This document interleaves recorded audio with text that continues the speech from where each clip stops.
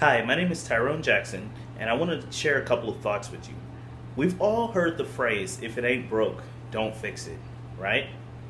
Well, what do you do if it is broke?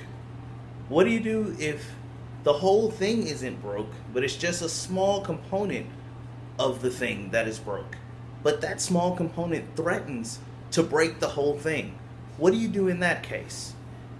In fact, I'm going to make the case, hopefully very quickly, that the Democratic Party is that thing in our democracy that is broken. And I would recommend that because it is that small piece of our democracy that is broken beyond repair at this point, it needs to be removed, either cleaned out and repaired, or to be replaced entirely. Now, why would I say that the Democratic Party is broken? Well, first of all, what is a party? Why does a party exist in the first place? A party's primary job is to actually represent the views, the ideological political views of its constituency. And they take those political views and represent them in a larger congressional body or a democratic body to help to form laws and to govern the nation. So ideally, what the Democratic Party would do is put forth a platform that people who identify with the values represented in that platform will support to hopefully enact laws that will represent their values. But what do we see coming out of this Democratic Party? It doesn't seem like they represent anyone. Some people say that they represent minorities, but this is not true. They have just, this DACA presentation and their whole stance for the past year in regards to Trump is showing that they don't even care about minorities that are citizens. They're just as quick to throw them off the bus to represent people who are foreign nationals who are trying to migrate here illegally.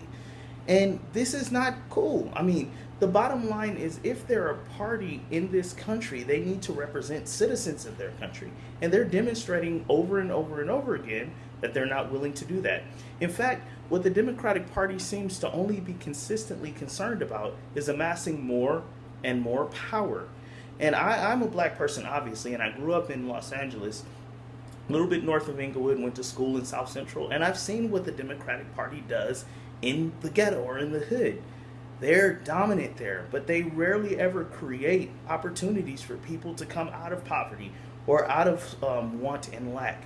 In fact, they fester there and create a political stronghold by making sure that people are ignorant and dependent. And this is not good because nobody wants to have their freedom or their voice actually taken away from them politically or economically, or their ability taken away from them. And this is exactly what you find with the Democratic Party. In fact, what you're starting to see is that the Democratic Party more and more represents views of global elites and multinationals. All right, and this is not good. So that's the first thing. The second thing is why we were talking about why the Democratic Party needs to be removed. This point is really actually key, and I rarely ever hear it discovered or discussed. Donna Brazile, who was the interim chair of the DNC, and who also worked for CNN at one point, and she gave the questions to the Hillary Clinton campaign in advance of the debate, and she lost her CNN job because of that. She actually wrote a book after the Clinton ship started to go down. And in this book, the whole world found out that the Democratic National Committee or Convention, they were flat broke. They were literally bankrupt. They were deeply in debt, and because of this debt, they actually had to sell their interest or their controlling interest in all their management decisions to Hillary Rodham Clinton. And so what you ended up having during the Clinton-Trump election cycle is well, even before that, but you ended up having Hillary Clinton running the DNC, making all the decisions there, as well as her campaign, and it turns out she was actually doing quite a bit of running of the DOJ, FBI, and CIA, which is incredibly troubling in and of itself, but it's outside the scope of this conversation. Here's the point. The Democratic Party was flat broke.